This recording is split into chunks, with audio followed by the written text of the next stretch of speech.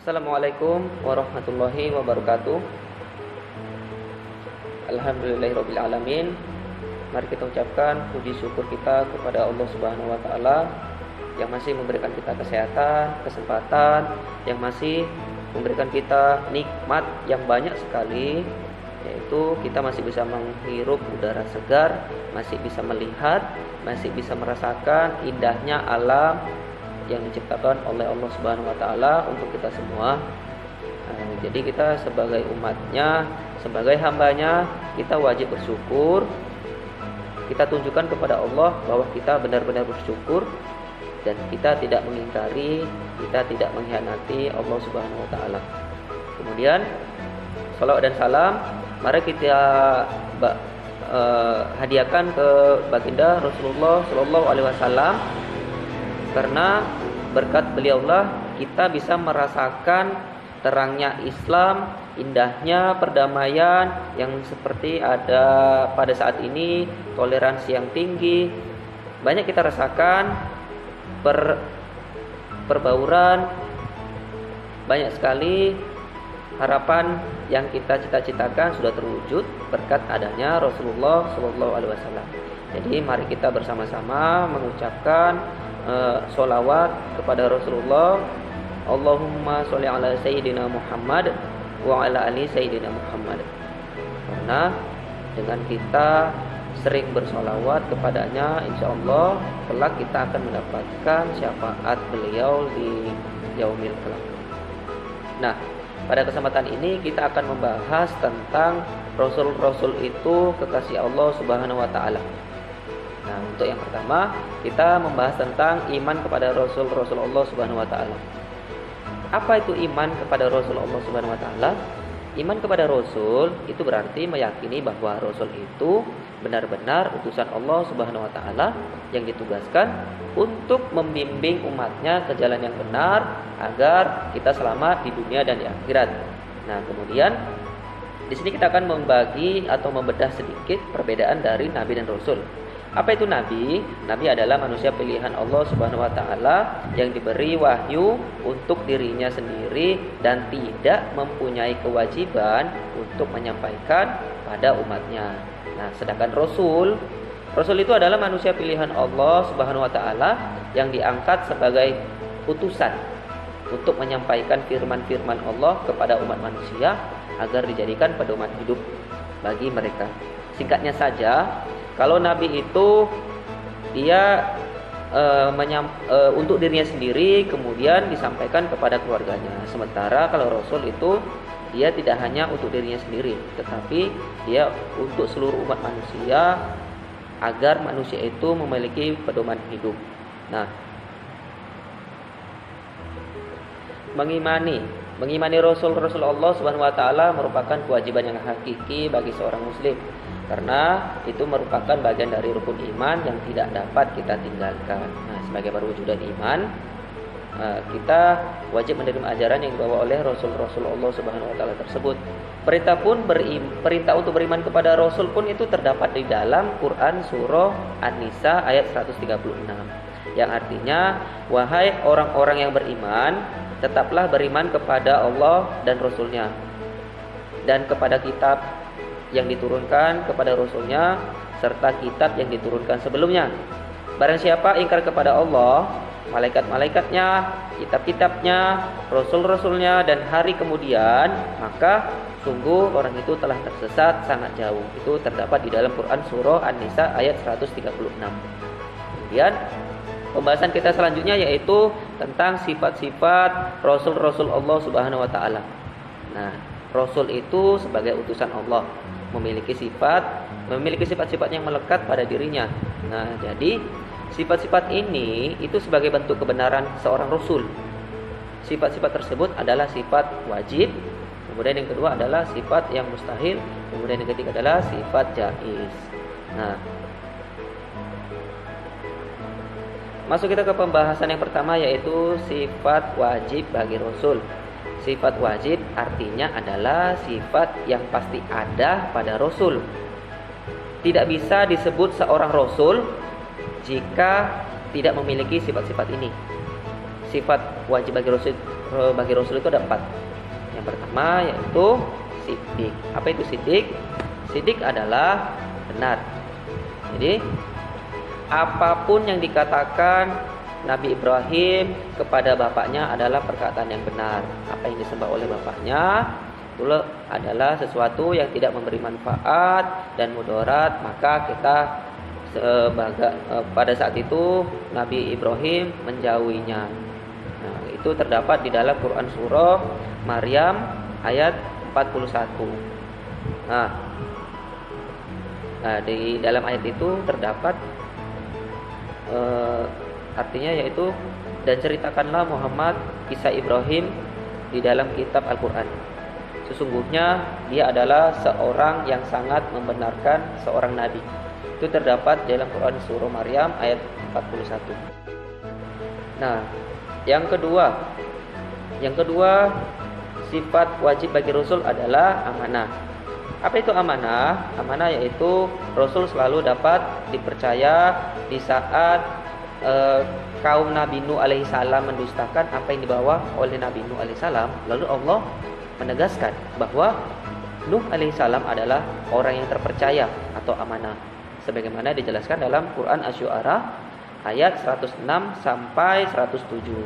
Nah, di situ dikatakan bahwa ketika saudara mereka atau Nuh berkata kepada mereka, "Mengapa kamu tidak bertakwa? Sesungguhnya aku ini seorang rasul kepercayaan yang diutus kepadamu."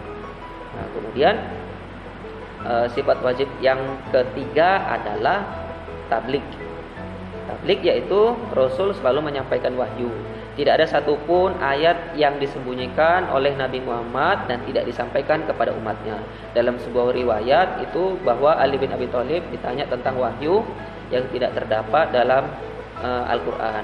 Ali pun menegaskan bahwa demi zat yang membelah biji dan melepas napas, tiada yang disembunyikan kecuali pemahaman seorang terhadap Al-Quran. Ini penjelasan ini terkait dengan Quran surah Al-Maidah ayat 67. Di situ dijelaskan bahwa yang artinya, wahai Rasul, sampaikanlah apa yang diturunkan Tuhanmu kepadamu. Jika tidak engkau lakukan apa yang diperintahkan itu, berarti engkau tidak menyampaikan amanatnya.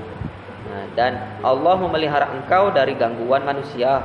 Sungguh Allah tidak memberi petunjuk kepada orang-orang yang kafir. Itu terdapat di dalam Quran surah Al-Maidah ayat 67. Nah, untuk yang keempat sifat wajib bagi Rasul yaitu fatona. Apa itu fatona? Fatona yaitu Rasul memiliki kecerdasan yang tinggi.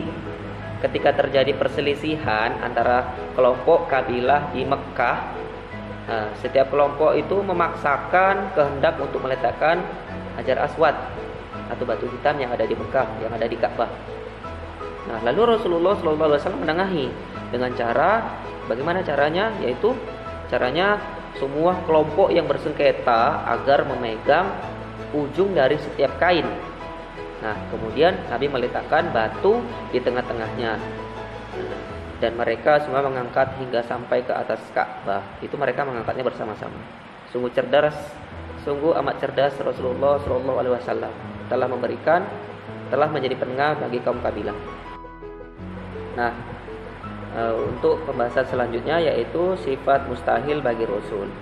Sifat mustahil adalah sifat yang tidak mungkin ada pada Rasul. Sifat mustahil ini adalah lawan dari sifat yang wajib. Nah, sifat mustahil ini ada 4. Apa itu? Yang pertama adalah al-kizib. Al-kizib yaitu mustahil Rasul itu bohong atau pendusta. Karena semua perkataan dan perbuatan Rasul itu tidak bohong dan tidak dusta. Itu terdapat di dalam Quran surah An-Najm ayat 2-4 yang berbunyi, Bismillahirrahmanirrahim, ma dhalla sahibukum wa ma ghawa wa ma yantiqu 'anil hawa in huwa illa wahyu yuha. Yang artinya, kawanmu Muhammad tidak sesat dan tidak pula keliru, dan tidaklah yang diucapkan itu menurut keinginannya tidak lain adalah wahyu yang diwahyukan kepadanya. Itu terdapat di dalam Quran surah An-Najm ayat 2-4. Kemudian yang kedua adalah al-khiyanah. Apa itu al-khiyanah? yaitu mustahil Rasul itu khianat. Semua yang diamanatkan kepadanya pasti dilaksanakan. Itu terdapat di dalam Quran surah Al-An'am ayat 106, yang artinya ikutilah apa yang telah diwahyukan kepadamu Muhammad. Tidak ada Tuhan selain Dia, dan berpalinglah dari orang-orang yang musyrik. Kemudian yang ketiga itu ada al-kitman. Apa itu al-kitman? Yaitu mustahil Rasul menyembunyikan kebenaran. Setiap firman yang ia terima dari Allah Subhanahu wa taala pasti ia sampaikan kepada umatnya. Itu terdapat di dalam Quran surah Al-An'am ayat 50. Nah, kemudian yang keempat dari sifat mustahil bagi Rasul adalah al-baladah. Apa itu? Al-baladah yaitu mustahil Rasul itu bodoh. Nah, ini kebalikan dari sifat yang wajib tadi. Nah, meskipun Rasulullah Shallallahu Alaihi Wasallam tidak bisa membaca, tidak bisa menulis, tapi beliau sangat pandai karena beliau manusia pilihan, banyak sekali kelebihan yang ia miliki. Nah, ini terdapat di dalam Quran surah Al-A'raf ayat 199. Nah, di sini berbunyi Bismillahirrahmanirrahim. Khudhil afwa wa'mur bil urfi wa'rid 'anil jahilin, yang artinya jadilah pemaaf dan suruhlah orang yang mengerjakan yang makruh, serta janganlah pedulikan orang-orang yang bodoh. Quran surah Al-A'raf ayat 199. Nah, kemudian ada sifat jaiz. Di samping Rasul memiliki sifat wajib dan juga lawannya, yaitu mustahil, dan Rasul juga memiliki sifat jaiz. Tentu sifat jaiz bagi Rasul dengan sifat jaiznya Allah sangatlah berbeda. Nah, perbedaannya itu terdapat di dalam Quran surah Al-Mu'minun ayat 33. Nah, tadi kita sudah mengetahui sifat yang wajib, mustahil, dan yang jaiz. Nah, sekarang pembahasan kita yaitu tentang tugas Rasul-Rasul Allah Subhanahu wa taala. Apa saja tugas-tugas Rasul Allah Subhanahu wa taala? Nah, para rasul itu dipilih oleh Allah Subhanahu wa taala dengan mengemban tugas yang tidak ringan. Di antaranya yaitu tugas-tugasnya sebagai berikut. Yang pertama, itu adalah menyampaikan risalah dari Allah Subhanahu wa taala.